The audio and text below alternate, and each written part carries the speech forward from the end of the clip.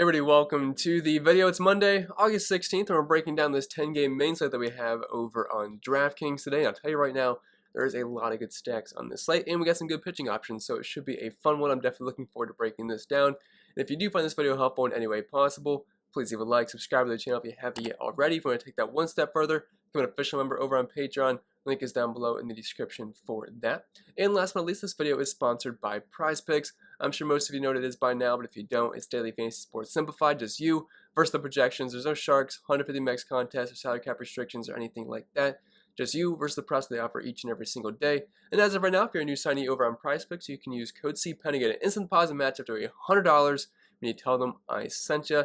But I think that's it for the plugs for the most part, so without further ado, let's dive into today's video. And as always, we'll start with the pitchers, then move on to the bats. Now I was trying to find some cheap pitching options I like today, but really wasn't anything standing out to me too much. Fleming should be the long relief pitcher for the Rays coming in after Colin McHugh.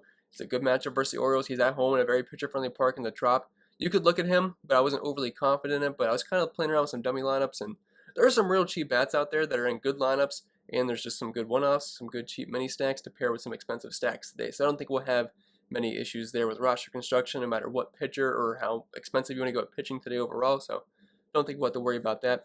But anyway, we'll start with Garrett Cole up top here, close to $11,000. He's our ace of the slate, and he's coming back from the COVID list. I believe he was on the shelf on August 2nd, so it wasn't too long, about 2 weeks there.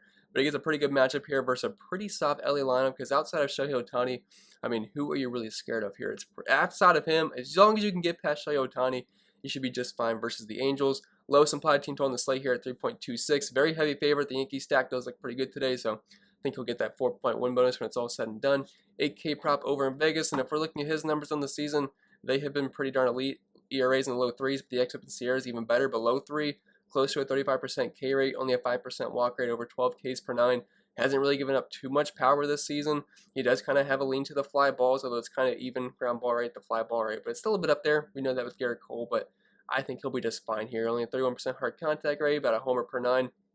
Pretty solid matchup here versus the Angels, and we should be able to have the money for him today. He's definitely my highest projected pitcher, and if you're playing cash games, I would definitely try to fit him in. And then dropping down to Kevin Gausman here, $10,100. He could be your pivot off of Garrett Cole. I imagine Garrett Cole is going to be super chalky today. You could obviously play both together, but if you're looking for a lower owned pivot, I think Kevin Gausman is your guy. Now, I'm assuming they both have plenty of ownership. I'm just saying he'll be lower owned than Garrett Cole, but pretty good spot here versus the Mets. Only a 3.5 implied team total against him. He's pitching at home in San Francisco. Pretty heavy favorite, 6K prop. Look at his numbers on the season, not quite as good as Garrett Cole, but they're still pretty darn good. A real nice 2.3 ERA. Now his XFIP's around 3.5, as is the Sierra, but closer to a 30% K rate, not giving him much power whatsoever. Has a lean to the ground balls. Not a lot of hard contact, limits the homers. I think he'll be just fine in this matchup versus the Mets. I would say his ceiling's a little bit lower than Garrett Cole, but both guys have shown tremendous upside this season. And I was playing around with some lineups, fitting those both guys in, and it's really not that hard to get a lot of good bats you want in, like some Padres, like Manny Machado and Tatis, as long as you use some cheaper bats to mix in there as well. And then dropping down to some potential SP2 options, we have Touki Toussaint, $8,400. I like the upside in this matchup versus Miami. He can be a bit of a hit or miss pitcher here, but Miami's just a terrible lineup right now. They got pretty much nobody, and he's pitching on the road in Miami, one of the best places to pitch in all of baseball. Kind of hate using pitchers in Atlanta because, you know, this time of the year definitely caters to the bats. So I think going to Miami is going to be a good thing here for him. And his limited starts this season, he's actually shown some good strikeout upside, around 25%. Walks are a little bit up there at 7.8. He has given up some power, 167 ISO, but he has a lean to the ground ball so far. The XFIP's right around 4, Sierra's right around 4. It's not amazing, but it's still Miami, and it's in Miami, so I think Touki Toussaint, $8,400 can definitely pay off his price point. Maybe more of a tournament option, but I think you could play him in cash games. I mean, I'm not really scared of this lineup. They're worse versus lefties than they are versus righties, but still striking out 25% of the time versus right-handed pitching. Only 142 ISO, well below 390 WRC+. And you got to keep in mind, a lot of these numbers do include Starling Marte being on the team for the majority of the season. So when you take him out of the equation, I mean, they get a lot worse as well. So I think Touki, $8,400, definitely has some upside here. Only a 3.8 implied team total against him, and a 60% chance for the win with the 5.5K prop over in Vegas. Then Wade Miley, $8,200. He's one of the more boring pitchers you could ever roster. He doesn't really strike out many guys, but he gets a lot of ground balls, and he gets a great matchup versus the Cubs. Now, this is a very hitter-friendly park, especially this time of the season, but the Cubs, I mean, kind of like Miami, their team just got decimated at the trade deadline. No Anthony Rizzo, no Javier Baez, no Chris Bryant. There is really no one real good in this lineup. Yeah, a guy like Patrick Wisdom has some power, but he'll strike out quite a bit, and I think the Reds are a really good stack on today's slate. I'd be kind of surprised if Wade Miley isn't able to pick up the win here, and I'll take this matchup versus the Cubs. I mean, I know the park kind of sucks, but Wade Miley's good enough to where he can kind of like just glide by in this matchup. Maybe he gives up a run or two, but I think he could get you like 4 to 6 strikeouts, pick up the win, go like 5, 6 innings, and if he does that, I think that'll be a pretty good day over on DraftKings. I know the strikeout rate sucks. The walks are the same as Tukey, but it's a bigger sample size. But he's giving up less than a 100 ISO in the season, a 50% ground ball rate, only a 26% hard contact rate, and less than a homer allowed per 9. So, I mean, I think he'll be just fine in a soft matchup versus the Cubs here, and only a 3.86 implied team total against him.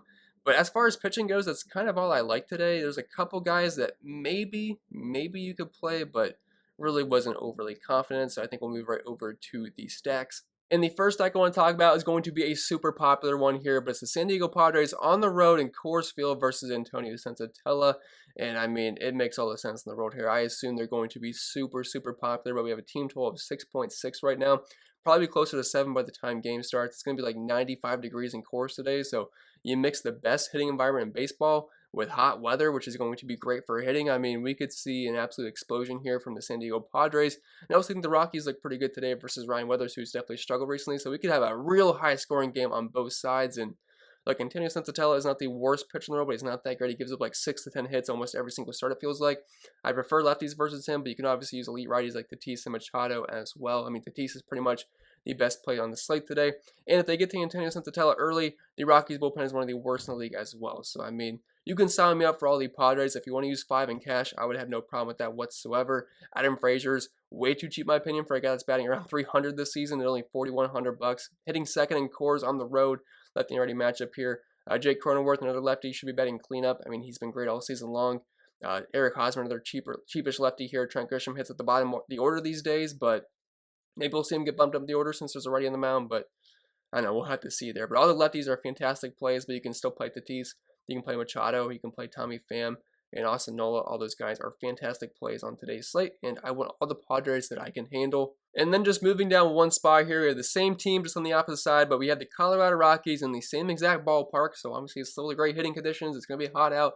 It's the best place to hit in all of baseball. Going up against Ryan Weathers, who has definitely struggled recently. If you look at the game log, he's been giving up a lot of runs, and he does give a lot of hard contact up to righties over 40%.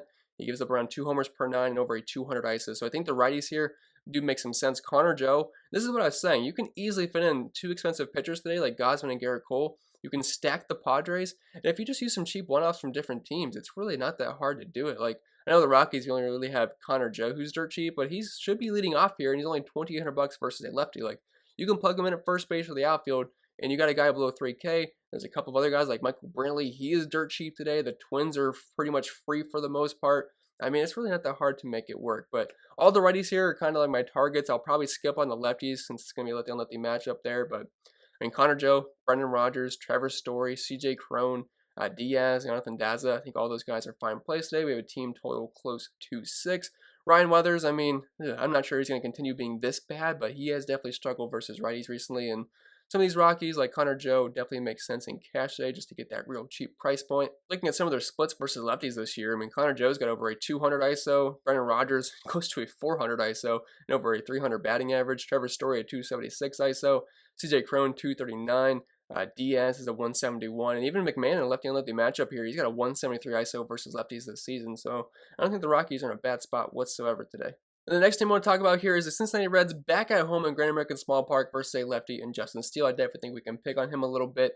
I prefer the righties in the lineup, but if you want to use the lefties like Jesse Winker and Joey Votto, they are viable in tournaments, but they are quite expensive, close to $6,000. So I totally understand if you want to kind of just steer away from those guys today because the righties are a bit cheaper. We have Jonathan India leading off, righty on lefty matchup. Nick Castellanos is one of the better plays, or if not the best play from the Cincinnati Reds today. He's a little bit expensive, close to 5K, but he's still been murdering left-handed pitching this year. But if you want some cheaper options, Stevenson, Farmer, Eugenio Suarez, and Aquino all grade out very well versus Justin Steele today, and they're not overly expensive as well. But the Cincinnati Reds overall, I think is a really good stack today. We have a team total over 5.5, and I would not be surprised if that rises by the time first pitch happens. The next team I want to talk about is the Tampa Bay Rays at home in the Trop, which is never that great for hitting, but they get a good matchup here versus Matt Harvey, who has been better as of late, but we can still definitely pick on him, and this is a team that can hit righties for power. I love Brandon Lau and Austin Meadows today. I like that price tag quite a bit on Meadows. He's only $4,500.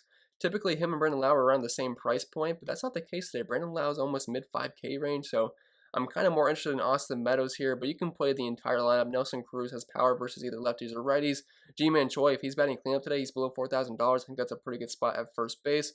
Juan Franco, it's just a bit expensive for me. I haven't really played him since that first couple of days when he was $2,000. Outside of that, I just really haven't had much interest, but he's there if you want to.